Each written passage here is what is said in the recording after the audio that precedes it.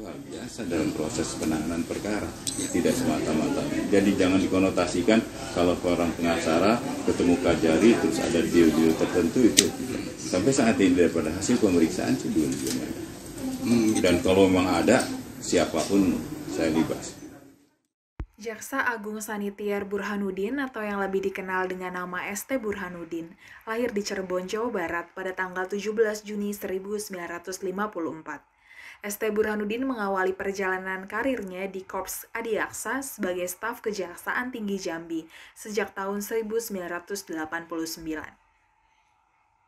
Setelah mengikuti pendidikan pembentukan jaksa pada tahun 1991, ST Burhanuddin beberapa kali menjabat sebagai Kepala Kejaksaan Negeri. Karirnya terus melesat hingga pernah menjadi Kepala Kejaksaan Tinggi Maluku Utara, Sulawesi Selatan, dan Sulawesi Barat. Selama berkarir, ST Burhanuddin menaruh perhatian besar pada penanganan kasus korupsi. Kasus besar yang pernah ditangani ST Burhanuddin adalah kasus korupsi Yayasan Super Semar. ST Burhanuddin sukses mengeksekusi asetnya yang mencapai 4,4 triliun rupiah. Lulusan Fakultas Hukum Universitas Diponegoro ini pernah juga menangani perkara korupsi yang menjerat mantan Bupati Goa, almarhum Iksan Yassin Limpo. Nama ST Burhanuddin makin melambung setelah membongkar kasus Jiwasraya yang merupakan perusahaan BUMN di bidang asuransi. Meski telah berjasa membongkar kasus-kasus besar, masih ada saja yang meragukan ST Burhanuddin. Hal tersebut tak lepas dari hubungan kekeluargaannya dengan salah satu petinggi PDI Perjuangan. ST Burhanuddin adalah adik kandung dari politikus PDI Perjuangan Tubagus Hasanuddin. Ketika Presiden Jokowi memilihnya sebagai Jaksa Agung, Jokowi menegaskan bahwa keputusannya memilih ST Burhanuddin karena latar belakangnya sebagai jaksa karir. Selamat pagi Pak Jaksa Agung, terima kasih sudah berkenan menerima kami untuk bisa melakukan wawancara khusus. Oke, pertanyaannya Pak Jaksa Agung, 23 Oktober 2019 Pak Jokowi resmi melantik Pak Jaksa Agung untuk memimpin Kejaksaan Agung di pemerintahan Pak Jokowi di periode ini. Pak Jaksa Agung ketika ditanya oleh teman-teman wartawan langsung mempetakan hal-hal yang kira-kira menjadi hal penting untuk dibenahi di Kejaksaan Agung. Bisa Pak Jaksa Agung menjelaskan? Memang benar gini, mungkin salah satu pertimbangan Pak Presiden ya, tentunya karena saya tahu anatomi tubuh kejaksaan dan itu mempermudah kami untuk melakukan pembenahan karena saya tahu di mana sih, apalagi saya orang dalam yang sudah keluar melihat ke dalam itu pasti terang. Ya. Itulah menurutnya salah satu pertimbangan beliau pasti. Ya. Tapi walaupun beliau tidak menyebutkan ke saya pertimbangannya ini, tapi saya yakin salah satu pertimbangannya adalah karena saya adalah orang dalam di sini yang tahu persis anatominya. Saya keluar dan bisa melihat di mana sih kelemahan. Pak Jaksa Agung, kinerjanya paling banyak disorot oleh publik. Terutama dua kasus besar yang menjadi eye-catching bagi publik. Pertama kasus Jiwasraya dan kasusnya Joko Chandra. Sebetulnya kalau bisa dijelaskan secara rinci untuk kasus Joko Chandra misalnya, apa kemudian yang menjadi kendala bagi Kejaksaan Agung untuk terhadap kasus ini? Ya, kendalanya sebenarnya bahwa kami tidak bisa mengembalikan itu kendalanya. Karena kalau kami masuk ke sini mau tidak mau, suka tidak suka saya eksekusi. Apapun yang terjadi saya eksekusi. Itu yang benar. Tapi kendalanya memang ada di negara lain yang kami tidak bisa menjemput. Itulah. Jadi gimana pun juga tetap saya mengharapkan nanti kan dibentuknya lagi tim pemburu koruptor, itu yang saya harapkan sebenarnya, karena itu sangat membantu untuk eksekusi. Soal pendekatan diplomatik dengan Malaysia misalnya Pak Jaksa Agung, itu kan ranahnya di Pejambon, jadi kalau kami memang secara yuridis apa ada ekstradisi, tapi kan tidak semua begitu mudahnya negara itu bisa melepas gitu aja. Ya. Kalau memang di situ ada misalnya ada keuangan tertentu yang ada di sana bisa membangun daerah situ, kadang-kadang negara, tetapi itu politis saya tidak tahu, tidak bicara itu. Tetapi sampai saat ini kami belum bisa mengembalikan itu. gitu ya. Pak, pernah Pak Jaksa Agung berbicara langsung dengan Pak Presiden misalnya soal ini? Mungkin kan ini kan perkara-perkara lama. Jadi saya belum, dan beliau juga tidak pernah bilang, Pak Presiden itu tidak pernah mencampuri urusan hukum. Urusannya tetap ada pada Jaksa Agung. Tidak pernah, sama sekali tidak pernah bisa. Kemudian terungkap di publik kuasa hukumnya pengacaranya Pak Joko Chandra yang kemudian bertemu dengan bawahannya Pak Jaksa Agung. Kalau boleh kita tahu sampai sejauh mana pemeriksaan? Iya, informasinya ketemu dengan Kajari Jakarta Selatan. Iya. Tapi kalau saya tanya anaknya, tidak ada deal tertentu, tidak ada mengatakan deal tertentu. Dan saya pikir kalau pengacara datang menemui Kajari, ini kan itu hal biasa dalam proses penanganan perkara, tidak semata-mata. Jadi jangan dikonotasikan kalau orang pengacara ketemu Kajari terus ada deal tertentu, itu sampai saat ini daripada hasil pemeriksaan itu belum ada. Dan kalau memang ada, siapapun saya libas. Gitu ya Pak. Oke. Kasus yang juga menjadi perhatian publik soal tuntutan jaksa terhadap kasusnya Pak Novel Baswedan. Tanggapan Pak Jaksa Agung. Begini Mas, jaksa itu nuntut berdasarkan fakta. Ya. Dan nyatanya putusan pengadilan tidak jauh dari tuntutan jaksa. Artinya fakta yang diperoleh di dalam persidangan antara jaksa dan hakim, bahkan hakim sebagian pertimbangan jaksa digunakan menjadi pertimbangan hakim. Artinya gitu. Selama hampir 1 tahun lebih Pak Jaksa Agung kemudian berada di kabinet membantu Pak Presiden, apa yang Bapak rasakan ketika berada di pemerintahan menjadi Jaksa Agung? Suatu beban berat. Saya harus mengembalikan citra organisasi ini. Saya sadar masyarakat sudah banyak berkurang percayanya kepada kejaksaan. Yang berat adalah bagaimana saya mengembalikan kepercayaan masyarakat lagi terhadap kejaksaan. Itu yang selalu menjadi pikiran saya. Berarti itu target ya? Target itu Pak berarti kasus-kasus besar yang kemudian harus publik ketahui.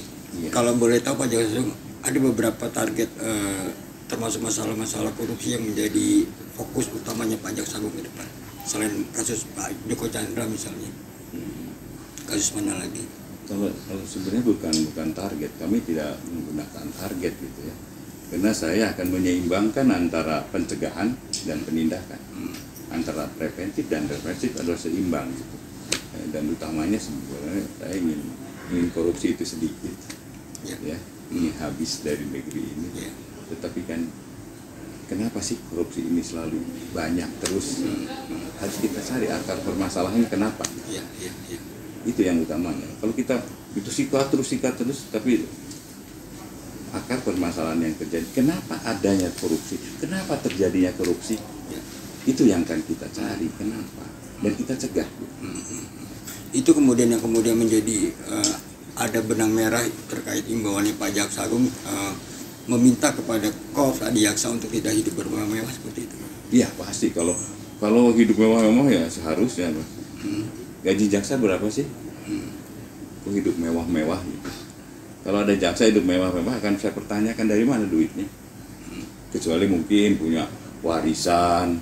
Kayak saya mau orang kampung nggak punya warisan besar gitu.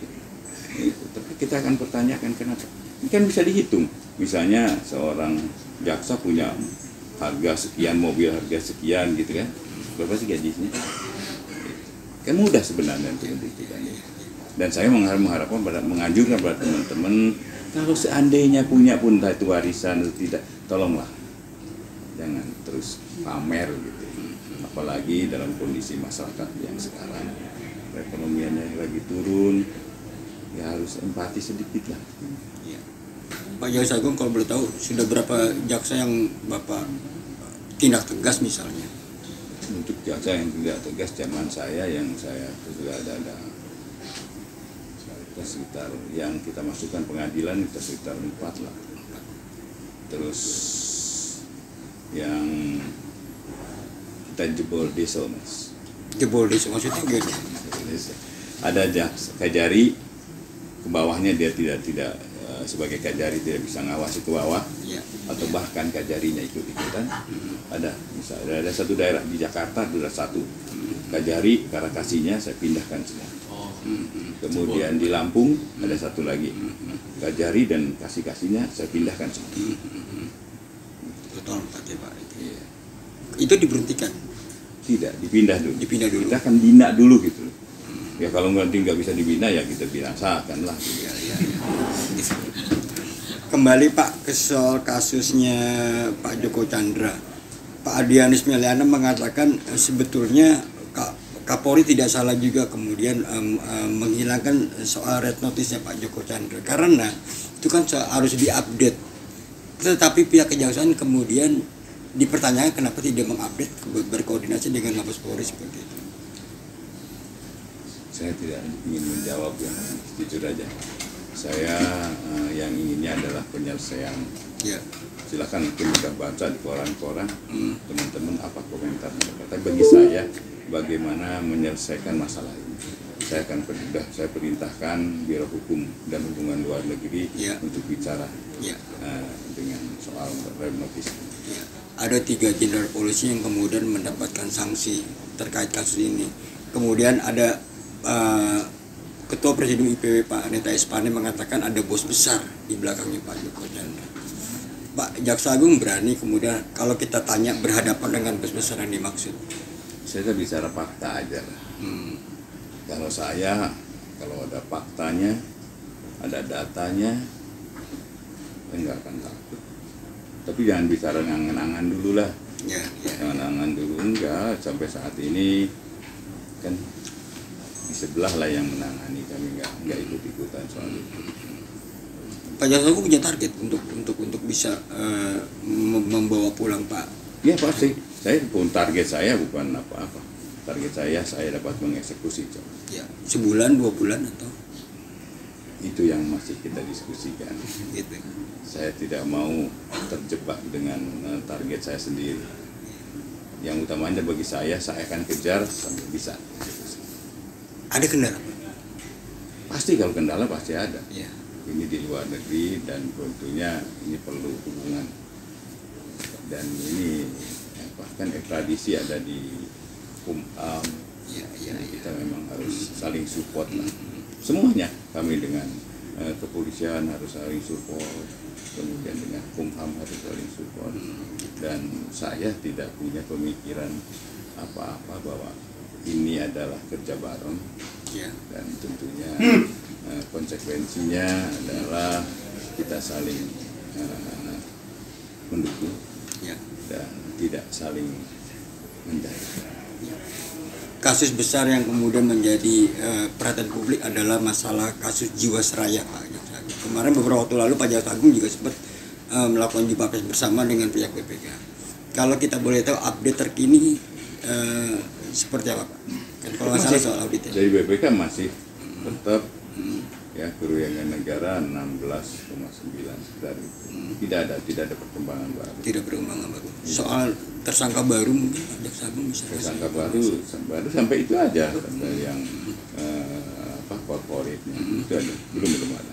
Kendalanya apa Pak dalam menangani kasus ini? Karena kan ini juga menjadi perhatian yang sangat cukup luas bagi publik ya, termasuk juga Pak Menteri Erick Thohir juga menyatakan memberikan dukungan penuh keberanian Jaksa Agung untuk menuntaskan kasus ini. Kendala nggak ada Mas. Nggak ada. Nyatanya udah berjalan. Kalau trik-trik kecil itu biasa, itu pasti ada. Gitu. Tapi nggak, insya Allah saya pertaruhkan saya. Jadi kita sampai saat ini kan udah persidangan. Kemudian nanti korporat juga ada. Dan sampai saat ini tidak ada kendala yang berarti. Ada kasus besar yang akan diungkap Pak? Kalau itu ada, tapi yang pasti di dalam Jiwasraya ini ada satu tersangka tentang OJK. Karena gimana pun juga namanya OJK ini harusnya mengawasi. Jadi ada satu tersangka OJK. Dia harusnya mengawasi, tapi karena Kenapa terjadinya Jiwasraya kerugiannya begitu besar? Karena salah satunya adalah peran OJK tidak berfungsi. Akan diumumkan menurut Pak? Sudah diumumkan. Sudah ada tersangka. Kemudian apa tadi yang ditanya? Kasus besar lainnya akan Bapak ada, perhatian. tapi masih rahasia. Kasih clue-nya boleh tahu? Nanti aja pasti ada, insya Allah. Tapi tidak sebesar Jiwasraya. Tapi yang jelas kita setelah Jiwasraya itu ada dana reksa, kemudian tindak pidana korupsi di bea cukai. Iya, yang bea cukai ini nanti kita akan suatu tuntutannya. Ini saya akan coba terobosan. Selama ini kan tuntutannya kerugian negara. Ya, kerugian negara. Saya enggak. Dengan ini akan merugikan perekonomian negara. Saya coba dengan itu. Ini undang-undang ini pasal ini tidak pernah. Jadi bukan pasal ini, tuntutan ini tidak pernah digunakan. Ini selama ini tidak pernah digunakan. Akan saya coba. Tapi ada pasalnya? Ada, ya pasti ada. Itu aja ada. Nanti. Tapi yang pasti bukan kerugian negara, tapi perekonomian negara, merugikan perekonomian negara. Karena cukup banyak ya kerugiannya. Bukan kerugiannya banyak, tetapi efeknya pada masyarakat itu cukup banyak. Kita 600 lebih kontainer. Gitu.